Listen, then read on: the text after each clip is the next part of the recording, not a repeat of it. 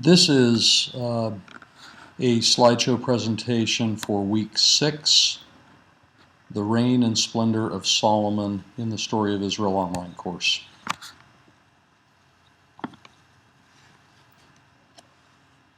Solomon's reign is one of great splendor and wisdom, great wealth and political influence. This is commonly the way Solomon is depicted in commentaries and Bible study materials. That's not the entire story, however, and so we want to get a more nuanced and a more three-dimensional view of King Solomon in this presentation. Solomon's reign begins and ends sort of ominously. Chapter 3 of 1 Kings, verse 1, says, Solomon made a marriage alliance with Pharaoh, king of Egypt, and became Pharaoh's son-in-law. This is not a great way to begin because of the law of the king, which in Deuteronomy 17 says not to marry many wives, not to become entangled with those wives and with their idols. And in chapter 11, verse 1, it says, King Solomon loved many foreign women along with the daughter of Pharaoh. And that then is sort of an ominous way of closing his reign, which is that these many wives he married turned his heart away and he became an idolater.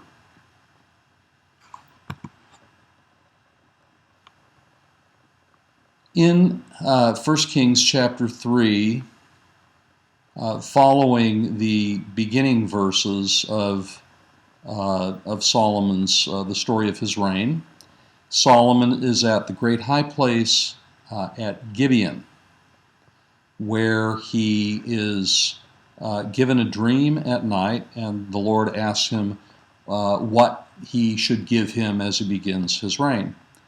And Solomon asks for wisdom in leading the people of Israel rather than great wealth or military might. And so God gives him great wisdom, but also gives him the things he did not ask for, great wealth and great political power.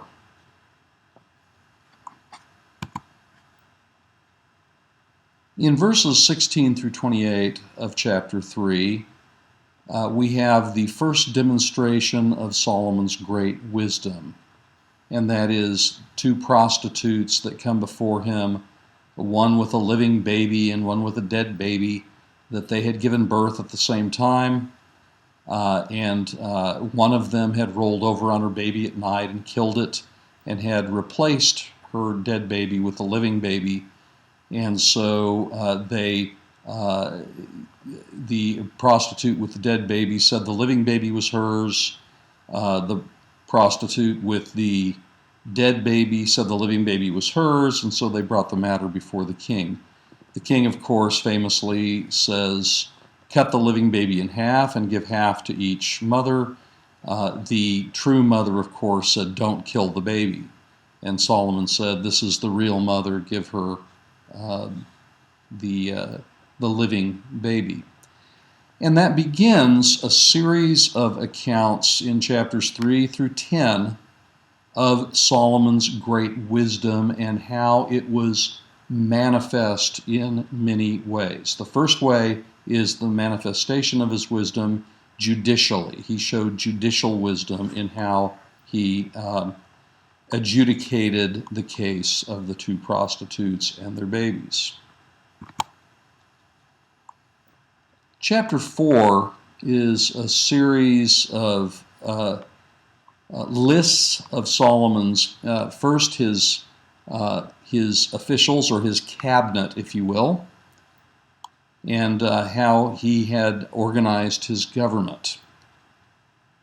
Chapters 7 through 19 are the account of Solomon's taxation officials over his new 12 areas of taxation. He divided the country into taxation districts and appointed officials to provide for Solomon's government. And so he demonstrates bureaucratic and governmental wisdom, fiscal wisdom in taxing and in distributing those taxes over his new taxation districts.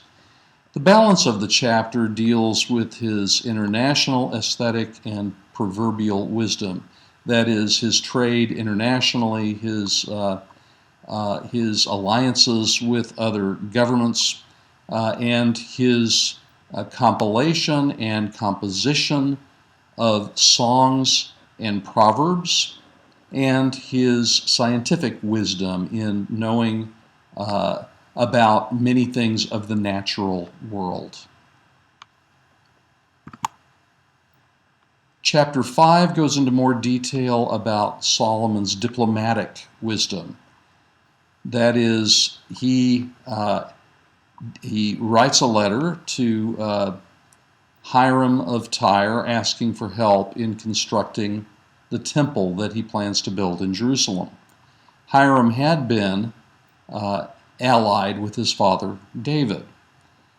And Hiram writes back and says that he is absolutely interested in helping him, that if Solomon will pay the wages of his workers over this lengthy period of labor, that he would be very happy to do it.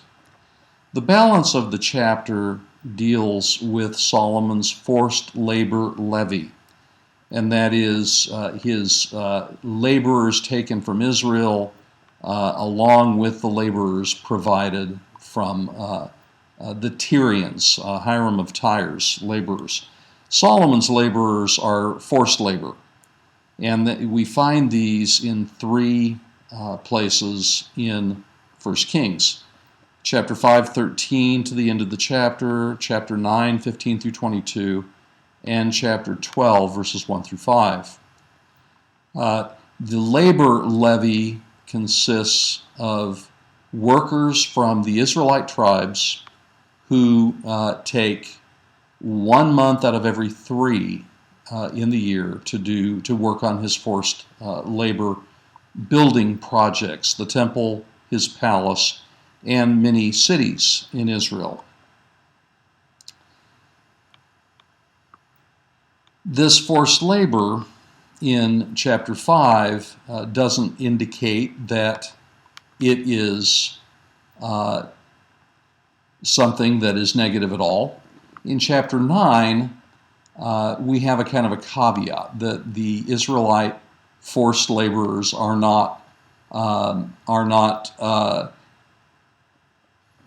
coerced into doing manual labor, rather they are overseers.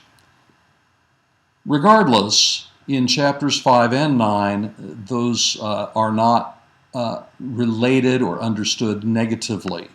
But in chapter 12, the North Israelite tribes are very concerned about his forced labor and taxation, and in fact eventually divide the kingdom over those issues.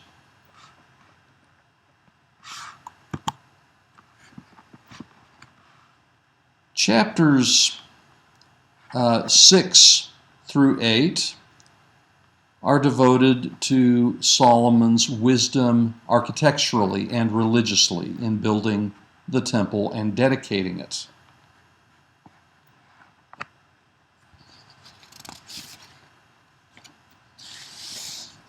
The temple architecture is particularly important.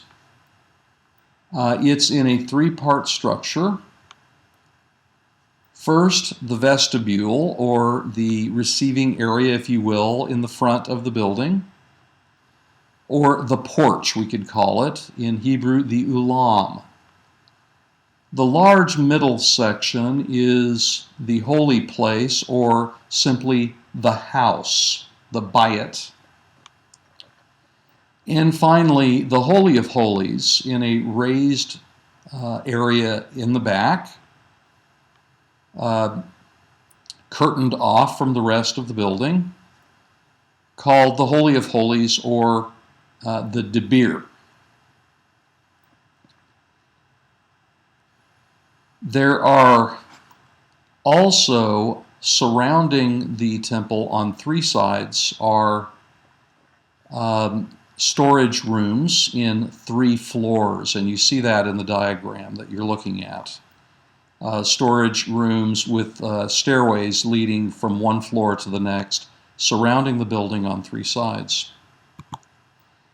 In the front of the temple are 2 freestanding pillars with names, Yakin and Boaz. We're not exactly sure what significance the names have. It could be a couple of things. Number one, Yakin means he will establish, or it could simply be a proper name. And Boaz could be either David's ancestor, Boaz, who had married Ruth in the period of the Judges, or it could be with strength. So it could be a sentence. These 2 pillars could provide a sentence. He will establish with strength, meaning probably the Lord will establish the temple with strength. Or he will establish Boaz, and that would simply mean David's family line. And so it could be even a play on words.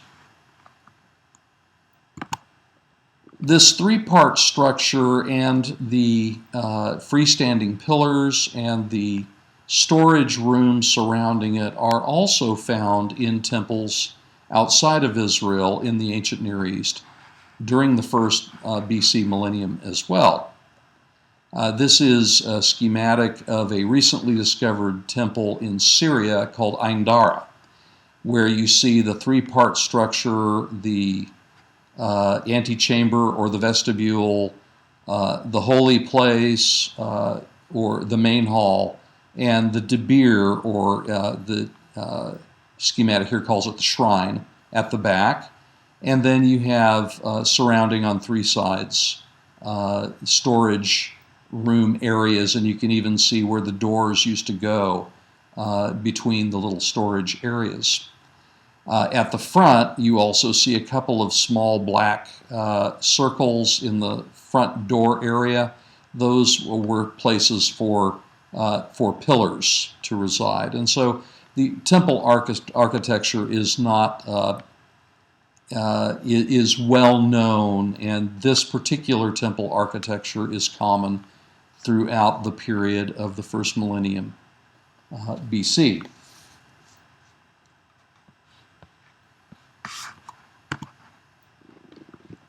Chapter 8 deals with the dedication of the temple and then God's response, 1/2 of chapter 9, to Solomon's religious wisdom in building the temple and in dedicating it and praying this beautiful prayer in chapter 8.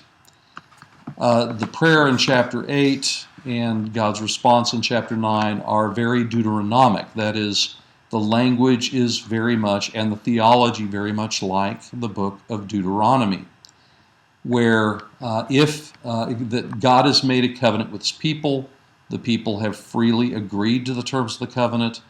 If they break the covenant, especially by means of idolatry, that they would in fact lose the temple would be destroyed, and the people would go into captivity. But that if they repent in a foreign land, that God would hear their prayer and would restore them. This is very much the theology of Deuteronomy, and in line with the historical books, the theology of the historical book section, that is Joshua through 2 Kings, which is the story of Israel's apostasy, or turning to idolatry and their eventual exile to Babylon because of idolatry. And so Solomon's temple dedication prayer and God's response are very much like the language and the theology of the book of Deuteronomy, which is in fact the introduction to the historical books and not only the closing of the Pentateuch. The balance of chapters 9 and 10 deal with Solomon's commercial wisdom in great trading exploits, more on his diplomatic wisdom and his bureaucratic wisdom, deals with his great wealth, and especially the famous story of his entertaining the Queen of Sheba, who comes from the ends of the earth to bring her tribute, gifts to give Solomon, and to hear of his great wisdom. Let's take a moment now to depart from the story of Solomon and deal with the major religious festivals in Israel. The first of and probably the greatest of the festivals is, of course, Passover. In Hebrew, the word Pesach, which celebrates God's deliverance of Israel from Egypt, and a 7-day associated feast of unleavened bread that accompanies that celebration, celebrated in March or April of each year. The second great pilgrim festival, that is, the pilgrim festivals are the great three festivals where the Israelite males are supposed to come and present themselves in Jerusalem. The second great pilgrim festival is Pentecost, or Shavuot, and that is the first fruits offering or thanksgiving for agricultural bounty, first when they first entered the Promised Land, and then yearly subsequent to that. The third great pilgrim festival is Sukkot, or Tabernacles. That is the celebration of God's providence during the wilderness wanderings, where the Israelites made sukkahs, or booths or tabernacles to dwell in the wilderness. Several other festivals have come about over the centuries as well. The first of these is the Day of Atonement, Yom Kippur, which is mentioned in Leviticus chapter 16, a single day of sacrificing and celebrating God's atonement of Israel's sin. Another is Rosh Hashanah, that is the Feast of Trumpets, or New Year's festival. Added more recently during the Persian period or later is the Feast of Purim, or Lots, that is mentioned in the book of Esther. Yet another that came about in the 2nd century BC is Hanukkah, or the Feast of Lights, celebrating Israel's defeat of the Seleucid Greek Empire.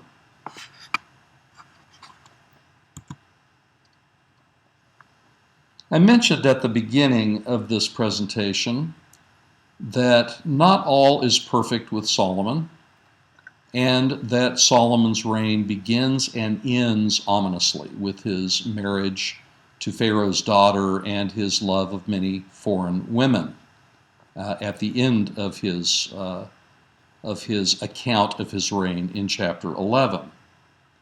Chapter 11 gives a couple of reasons for the eventual breakup of the United Kingdom. But many of the passages in chapters 3 through 10 can also be interpreted as contributing to that breakup as well. In fact, many of the things that Solomon was depicted positively concerning those things in chapters 3 through 10 can also be understood negatively. There are sociological reasons and there are theological reasons for the breakup of the United Kingdom. Let's take a look at a few of these. In terms of sociological reasons, of course, the heavy taxation of the northern kingdom. If you look at this map that's in front of you, this is Solomon's 12 taxation districts, mentioned in chapter 4. He devised this system apparently without recourse to the ancient tribal boundaries. And so he gerrymandered. He simply created new taxation districts, incorporating some old Canaanite areas, the seacoast and the Jezreel Valley, into his kingdom and turned them into taxation districts. And notice who seems to be exempt. There are 12 districts providing food for the bureaucracy 1 month each out of the year, but Judah seems to be exempt from such practice. And so, of course, the northern kingdom would be extremely upset about that division of the kingdom into taxation districts that apparently excluded Judah.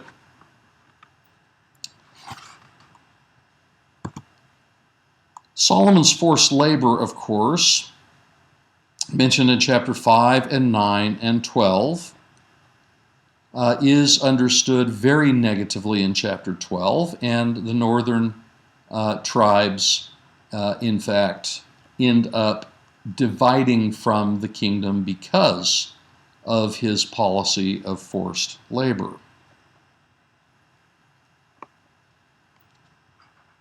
Back on the division of the kingdom into taxation districts, he also contributed, whether intentionally or unintentionally, to the breakup of the traditional tribal system. From this point on, the old tribes simply don't have political power any longer.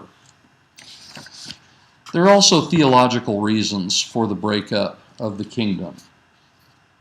First and foremost, of course, in chapter 11 is Solomon's idolatry. Here we have some pictures of Asherah figurines. That is, Asherah was the wife in Canaanite mythology of El, the high god. And their grandson is Baal Hadad, who's simply known most often in the Old Testament under his title, Baal, or Lord. And we have three different depictions of Baal in the figure at the bottom. Idolatry becomes rampant throughout Israel. They had always had a problem with it from the wilderness wanderings on.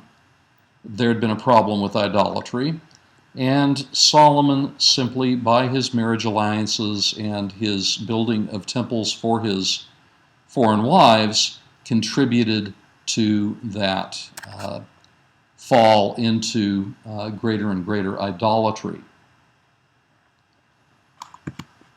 Solomon's marriage alliances also allowed a great deal of foreign influence religiously because of idolatry, but also socially as well. Perhaps the most succinct place where we can compare Solomon to practices that are condemned in Scripture is in Deuteronomy chapter 17, the second half of the chapter, which deals with the law of the king. That is, you can have a king, Israel, as long as the king does not marry many wives, turn to idolatry, multiply wealth for himself, or go to Egypt and import horses, which chapter 10 says, in fact, Solomon did.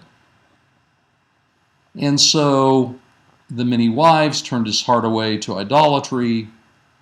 The much wealth that he had, the ostentatious wealth, all of those things condemned in the law of the king in Deuteronomy 17, which Solomon broke.